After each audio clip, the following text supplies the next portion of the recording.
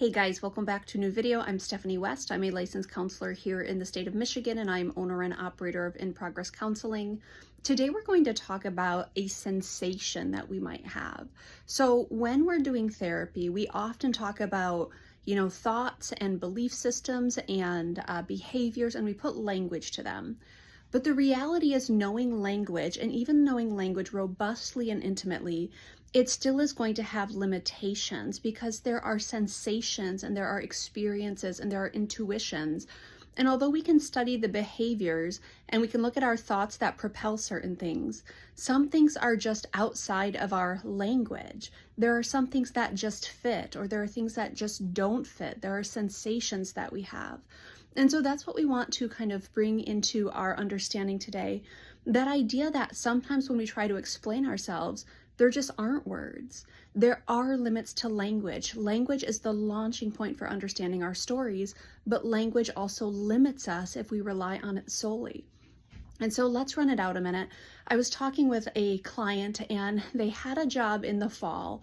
They really liked the job. It's something that it worked, but it was something that they had kind of some agitation in, just because there was things that were unfamiliar, things that were kind of uncomfortable, things that they had to really stretch into, but it really was a good dynamic for them. They enjoyed it. And then their dream job came along.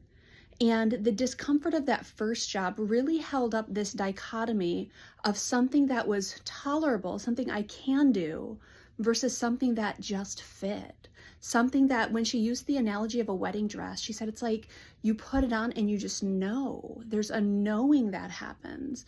And you can't even put it into words. It's sensations, it's contentment, it's the lack of agitation, it's calm, it's peace.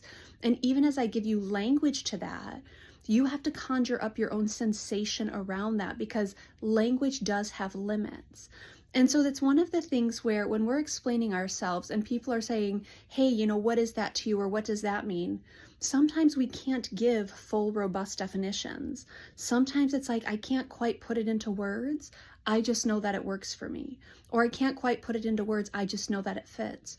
Or I can't quite put it into the words, but I know that intuitively I shouldn't head in that direction. Or that's not company I should keep. Or that's not someone I should get close to. And we have sensations for a reason. We have fear for a reason. We have intuition. And we do have permission to not quite have the language yet, but move anyway, because we understand something intuitively. There's this knowing, this fit that happens. And so that's what we want to invite in today. Language is so lovely. Yet language has limits. And when we're asked to express where we're at with things, or we're asked to, give someone else context or definitions or understanding, we can try, we can invite them into understanding, but there are sensations in our stories. There are things that aren't quite graspable, but we have intuition, we have knowing, and that's okay too, because not everyone needs to understand our experience, and we can still trust that what we are intuiting, what we are experiencing, what we are just knowing, we can trust that that is accurate for us, and that it's okay to hold that experience sacredly and understand not everyone else has access to it.